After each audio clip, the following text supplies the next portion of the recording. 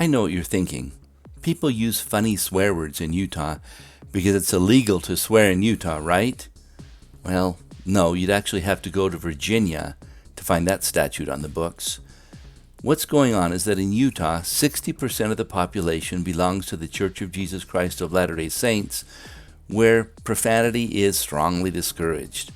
So what do chaste-mouthed Utahns resort to in these situations? Euphemisms. But near sound-alikes like dang and gosh are not limited to the Beehive State. The question is where in the U.S. they're most common. I mean, how could you possibly get frequency counts of swear words and near swear words? You could follow people around with a mic, but they probably wouldn't use those not-so-proper terms if they knew they were being recorded.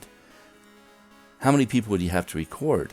How much time? And what would the travel cost be?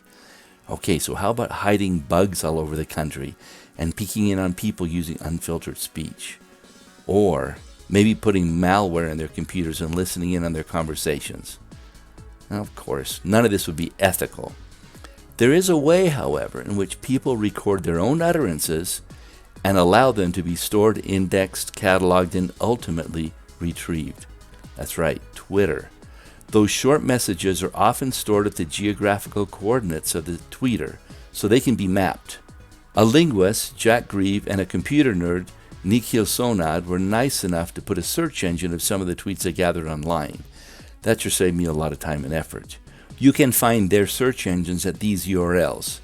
But let's dive into what I found. The results of the search for butt aren't very telling. One difficulty we have is that we don't know if the tweets relate to butting heads, cigarette butts, or if they are in reference to the gluteus maximus. Either way, butt isn't really a Utah word according to this.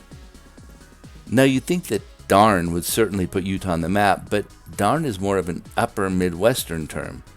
Here again we're assuming that darn is more common as an expletive than as a term for mending socks, which I don't think anyone does anymore.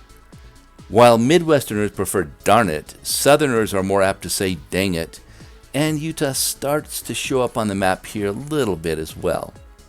Now, sucks is ubiquitous in the U.S. with the exception of the South, so its use in Utah isn't particularly noteworthy. In the West, the use of G's, which I can't imagine being anything but an expletive, is centered around the Four Corners area. The area where people apparently try to keep the fourth commandment by substitution and use of gosh instead stretches from Idaho through Utah, Texas, and into the upper South. That same geographical swath is where you'll find heck. Now, I didn't understand the meaning of heck for quite a while until one day it dawned on me. Heck is the place where people go who don't believe in gosh.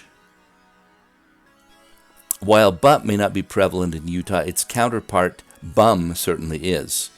Once again, we're never sure if the term bum was used in tweets to refer to vagrants or the part of the body that one sits on.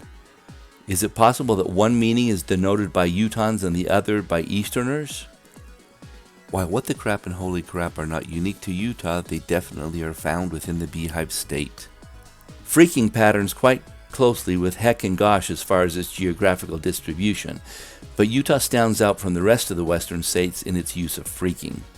If there's one euphemism that is primarily Utahn, that would be fetching, and I'm pretty sure it doesn't relate to fetching sticks.